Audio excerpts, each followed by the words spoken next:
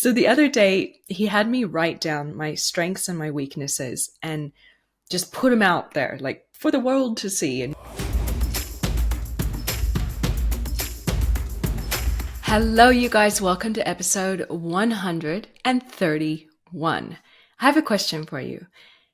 Do you ever have negative thoughts about yourself or your business? I mean, yeah, right? If you're human, you do. It's just part of being human. So I want to paint a little picture for you about how you think about your negative thoughts that pop up from time to time. And by the way, this isn't my own little metaphor, but I love it. So I thought I'd share it with you guys. So imagine your mind as a garden. Negative thoughts are essentially like the weeds that grow or pop up in your brain, in your mind, your negative thoughts. While your strengths and your weaknesses are like different flowers. Some flowers bloom brilliantly and brightly, while others take a lot longer to grow. The key here is to understand that every single flower in your mind, even the slow bloomers, play a part in making your garden vibrant. So you need weaknesses and you need strengths. You need positivity and you need negativity. And all of it together really forms what's going on in your brain. And I'm going to take it a little bit further. The reason why I'm having this conversation with you is because my head of coaching, Adam, who you've met on a couple of episodes on this podcast, he's my head of coaching and sales. He had a session with me, so I wanted him to coach me because he's really, really, really good at what he does. And he leads off our sort of division called the Unicorn Collective, where he focuses on coaching entrepreneurs. And so I'm like, coach me. So the other day, he had me write down my strengths and my weaknesses and just put them out there, like for the world to see. And he and I had a chat through each of them. So I could really have awareness around both sides, both the positive and the negative side of myself, at least that I thought at the time was negative and positive. And so then when I had these negative thoughts arise, I'd have this sort of new perspective around how to deal with them. So that was essentially what the gist was of our conversation. So we really mapped out my strengths and my weaknesses. And through that conversation, I have two important findings that I wanted to share with you guys. So that little brain of yours with all the weeds and all the flowers growing around every single day might have some clarity into at least some insights that I got when I was going through this process. So it's really, really important. Point number one, to acknowledge both your strengths and your weaknesses. You want to acknowledge both. We often view weaknesses as failures, or at least I certainly have in the past. But in reality, they're areas of like untapped potential that you have, your weaknesses. So for example, if someone struggles with time management, rather than labeling it as your flaw or your weakness, you can actually see it as a chance to develop better organizational skills. That's funny. It's funny that was actually one of my things I was working on was time management. Even though I host this show, I still like to cram too much in my day. Not necessarily that. I actually underestimate how long it takes me to do things. That's more my problem. So we had to like kind of work through that process because I want to get so much done while still taking care of myself. But looking at that, I'm like, okay, then I need to look at my organizational skills and build in more buffer time around my appointments. And he even said, I challenge you to try and be okay with doing 70% rather than 100% as some of your tasks, as far as you being perfect with it, right? So the shift in perspective allows you to really focus on solutions rather than like beating yourself up around, oh God, I suck at time management, for example. And then you can look at productivity tools, delegating tasks, just revisiting how you operate in that particular weakness of yours. Now, I want to tell you about a study as well. So there's research in psychology that suggests that people that embrace like a growth mindset, so essentially we see weaknesses as areas to improve rather than fixed traits that you just are born with and you have for the rest of your life. So that growth mindset, people that have that tend to outperform those who focus only on their strengths. Isn't that interesting?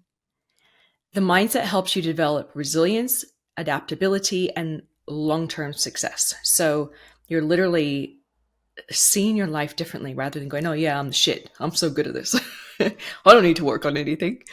So think of an entrepreneur, for example, who's like really struggles with financial planning. Another thing that most of us in running our businesses, I mean, a lot of us are not good at numbers, or we think we're not.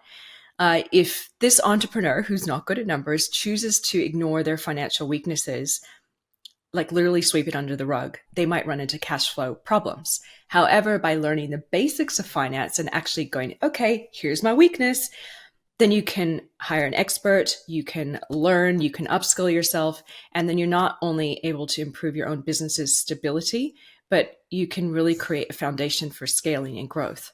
So that is why, instead of ignoring your weaknesses, getting really, really clear on what they are and being okay with them and existing with them is so, so, so, so important. So that's point number one. So the second thing I learned from our conversation that I wanted to share with you guys was a simple mindset shift can totally change your business as well. So think about this. Many entrepreneurs operate from what we call a scarcity mindset. So essentially we fear running out of resources, right? It's freaking hard work to be an entrepreneur. Let's be honest. Like you're sitting there going, I don't have enough money. I don't have enough clients. I don't have enough leads. Oh my God, there's tax season. Oh shit. Now I'm having problems with my clients.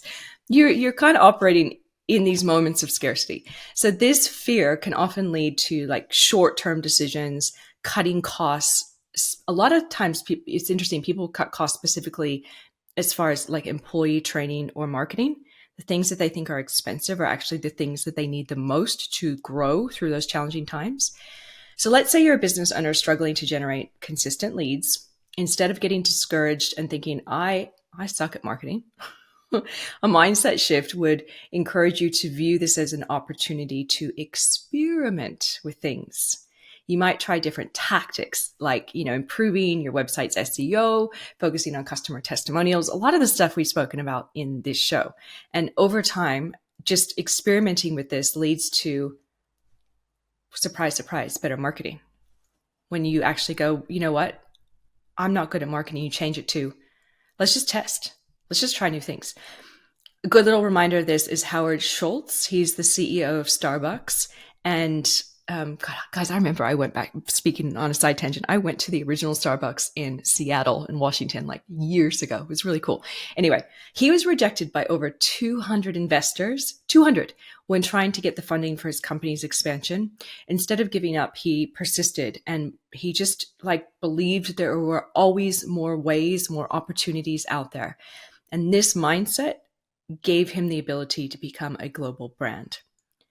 I want to leave you guys with 3 tips. So 3 tips for those of you struggling with negative thoughts around your business or even your life. So number 1 is reframe your weaknesses. Turn them into strengths by viewing them as areas of potential growth and not limitations. That's what I did. I put them out on the table. I'm like, here they are. I'm staring at them. They're not that bad. Okay, now I can kind of work out what I can do to change them, to maybe make them more of a strength for me. Or who do I learn from? Or what do I need to do to upskill my team or get additional help? The next tip is number 2, and that is practice being grateful. You hear this a lot. You've heard this with experts I've interviewed. You want to focus on what's good instead of magnifying what's wrong. Even the littlest wins can shift your mood. What if you guys just launched something or wrote an email or tried something new or tested AI or hired somebody or updated your SOPs or you talked to your accountant about something interesting or got a new credit line or whatever, right? These are actually big moments in your business. So you want to shift from overwhelm and frustration around them to being grateful. And lastly is surround yourself with positivity when you can. Now, it's not always possible, but do your best. So engage with people, content, activities that uplift and inspire you. I tend to edit my social media feeds and algorithms a bit by saying, in the little 3 dots in my posts, don't show me any more of this, because you want to curate what you're around. So you have good apps, good music, positive books that you have, and amazing people. You'll know when you leave a situation or you leave a tool or an app or a process you feel deflated, you'll know it's not right for you or it's time to change it. And above all, keep trying new things. I am literally in the middle right now of a marketing campaign myself that is absolutely bombing. I do marketing. That's what I do. Okay. And I could sit here and go, yeah, oh my God, am I bad at it? No, I'm not. I've helped hundreds of companies grow, including mine. But instead, I can look at it and go, you know what? Well, at least I know what people don't want when it comes to this campaign. Time to go back to the drawing table. And it's as simple as that. So, hopefully, that gives you a couple of tips, areas of motivation, ideas to lay out your strengths and weaknesses, and the importance of looking at those weaknesses. And instead of having negativity around them, think about them in a different way. All right, you guys, thanks so much for tuning in, and I will talk to you next time.